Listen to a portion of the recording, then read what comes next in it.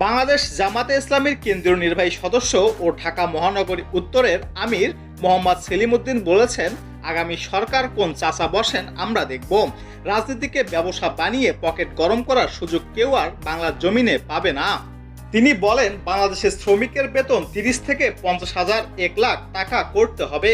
তা যে কোনো সরকার করতে পারবে, তারাই এই সরকারে বসবে। এখন কারো রক্তচক্ষু আর ট্রেডকে ভয় পাই না। তিনি আরো বলেন, আমরা ইসলামের ভিত্তিতে বাংলাদেশে একটি কল্যাণ রাষ্ট্র কায়েম করতে চাই। এখন থেকে স্বাধীনতার সুফলকে দেশের ঘরে ঘরে পৌঁছে না দেওয়া পর্যন্ত আমরা আমাদের সংগ্রামকে আরো শক্তিশালী করব। এতে কারো রক্ষচক্ষুকে ট্রেডকে আমরা মানব না।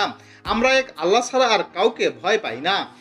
গতকাল বিকেলে সিলেটের বিশ্বনাথে উপজেলা ও পৌরসভা জামাতের আয়োজনে সিরাতুন নবী সাল্লাল্লাহু আলাইহি সাল্লামের মাহফিলের প্রধান অতিথির বক্তব্যে তিনি এসব কথা বলেন।